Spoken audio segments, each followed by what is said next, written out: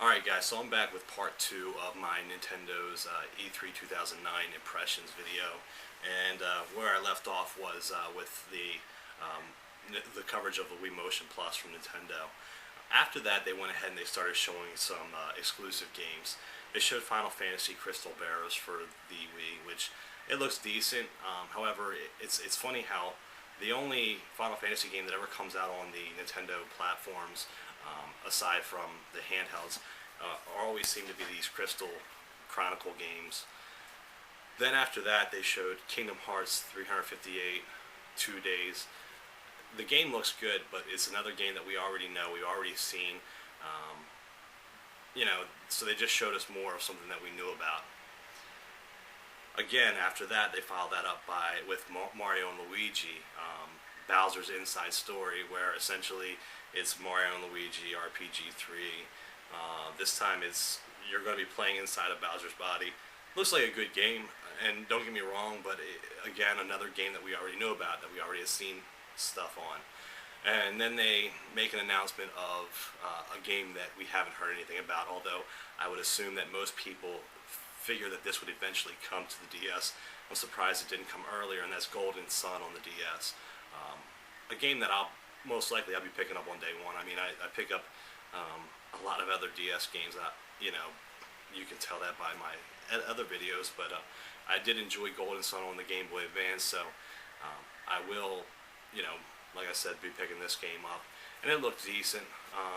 However, it wasn't, I don't know if it was necessarily a blockbuster announcement.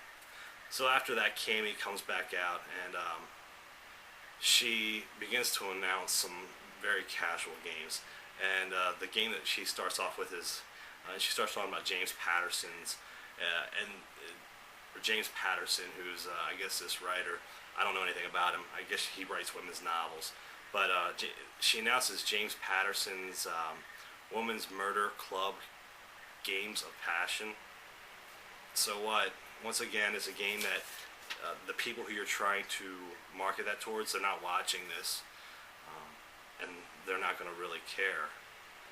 And then after that, they try to come back with something that they're trying to make it look like, okay, well, we're focused on the hardcore, and they announced this game called Cop the Recruit, which is done by Ubisoft, and to me, this is my opinion, it looks like a rip-off of Fast and the Furious. You're playing as this underground street racer who gets busted, and then he becomes a cop, and I don't know, I don't have any interest in this game. And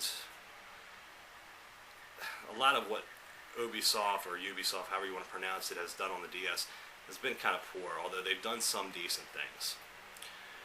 Then they announced Style Savvy, which is some kind of fashion game for the DS, another game that I don't care anything about.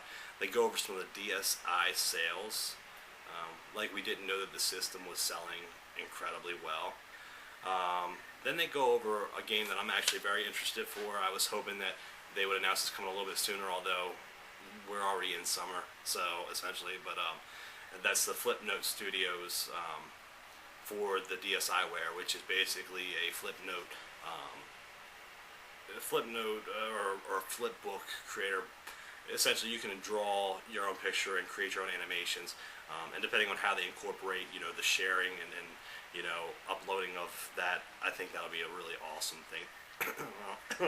Sorry, that was weird. A really awesome thing to have, and I'll definitely look at downloading that. Then they announced another DSi game, and I was kind of surprised that this is going to be a DSi game, but I guess it only makes natural sense, and that's Mario vs. Donkey Kong. It is Minis March Again.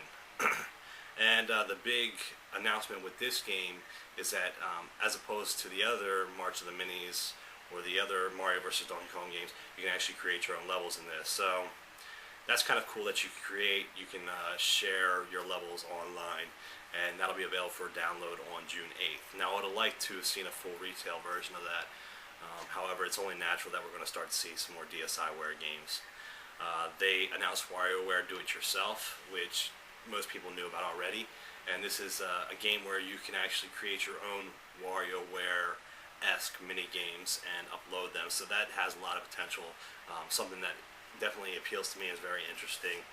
And then they made mention of being able to upload the photos that you take and you alter with your DSi to Facebook, and you'll be able to do that this summer. They're going to incorporate that feature.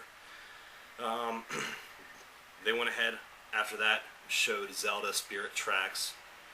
Again, another game that we already know about. And then they had Iwata come out. And Iwata, he was talking about basically the potential gamers that are out there, and that Nintendo's trying to reach these gamers who essentially are on the fence about playing video games.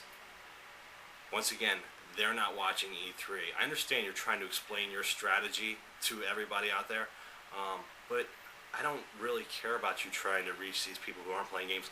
How about trying to focus on your mainstream gamers, the people who game on your systems already? Focus on those people. And Iwata showed Wii Vitality Sensor, which is essentially a device that you put your finger in. It plugs into the bottom of the Wii remote where your nunchuck would plug into, and it'll measure your heart rate and tell whether you're stressed or not. And they talked about using this as a relaxation device and incorporating software that'll function in that manner. Who knows? Only Nintendo really knows on how they're going to do that.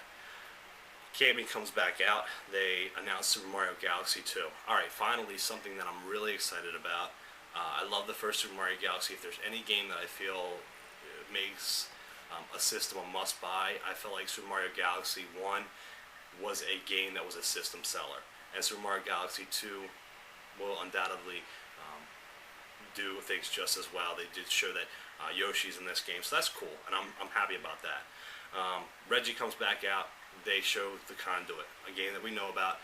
I'm not overly excited about this game. I know there are a lot of people who are, and I guess I'll just have to wait and see on that. But to me, it's not something that's overly exciting. Resident Evil Dark Side Chronicles looks really good. They show that, and that is a game that I'll most likely pick up. I do like the Resident Evil series. I'm a big fan of it, and this looks good. Looks like it's probably going to follow a lot like the last Resident Evil did on the Wii and be more of a light gun game. And Dead Space Extraction looks like a light gun game as well. So we'll see how that turns out, but kind of interested to see more on that. And then I guess probably what was the biggest announcement of the entire show, they show the opening scene of what I thought was going to be Ninja Gaiden. Obviously, it's showing that ocean front scene where and then it shoots up to the sky, and then you see Samus, and you find out that Team Ninja is working on the next Metroid game, and it's Metroid Other M. So this is really exciting. This is a really good announcement, a really big announcement, and something that was extremely surprising for me.